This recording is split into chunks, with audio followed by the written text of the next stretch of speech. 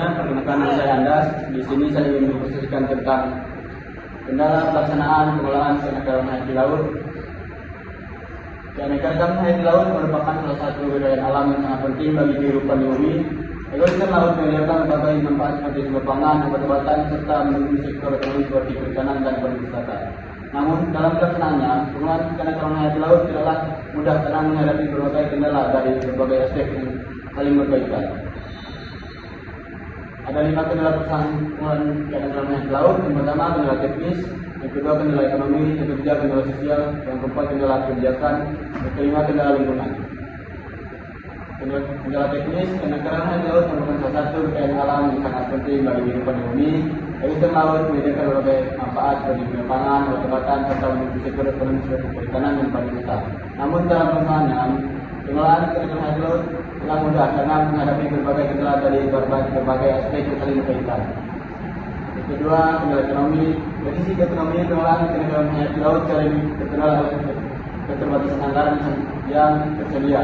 Program konservasi membutuhkan biaya yang besar, sementara pendanaan yang ada sering tidak mencukupi. Selain itu, eksploitasi sumber daya laut secara berlebihan masih terjadi karena dengan kebutuhan ekonomi. Banyak masyarakat pesisir yang bergantung langsung pada hasil laut sehingga sulit untuk mengurangi tekanan terhadap sumber daya tersebut.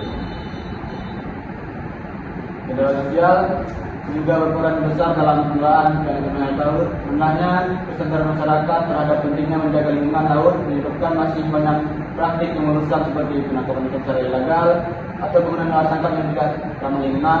Selain itu, konflik kepentingan antara berbagai pihak seperti nelayan, pemerintah, dan industri sering menjadi hambatan dalam pengolahan yang berkelanjutan. Selanjutnya, kendala kebijakan. Dalam aspek kebijakan, berbagai permasalahan masih sering terjadi seperti lemahnya penegakan hukum terhadap pelanggaran sektor kelautan, regulasi yang tidak konsisten dan sering berubah-ubah, juga menimbulkan kebingungan dalam pelaksanaan di lapangan. Selain itu, kurangnya koordinasi antara lembaga pemerintah membuat program pengolahan menjadi tidak berjalan secara optimal. Selanjutnya, kendala lingkungan. Faktor lingkungan menjadi kendala yang tidak kalah penting. Perubahan iklim global menyebabkan kenaikan suhu air laut dan kemudian terumbu karang. Pencemaran laut akibat limbah industri dan rumah tangga juga merusak ekosistem laut. Selain itu, kerusakan habitat seperti terumbu karang, penanggalan dan hutan mangrove semakin memperparah kondisi keanekaragaman hayati laut. Selanjutnya, ada upaya mengatasi kendala. Upaya mengatasi kendala dalam pengolahan keanekaragaman hayati laut perlu dilakukan secara terpadu dan berkelanjutan. Langkah yang dapat dilakukan antara lain meningkatkan edukasi dan kesadaran masyarakat tentang pentingnya menjaga ekosistem laut, serta memperkuat kebijakan dan penegakan hukum agar lebih tegas dan konsisten.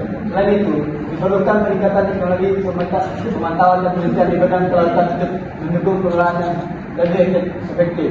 Kerjasama antara pemerintah, masyarakat, dan pihak terkait juga sangat penting, disertai dengan pengembangan alternatif mata pencarian bagi masyarakat pesisir agar tekanan terhadap sumber daya laut dapat berkurang.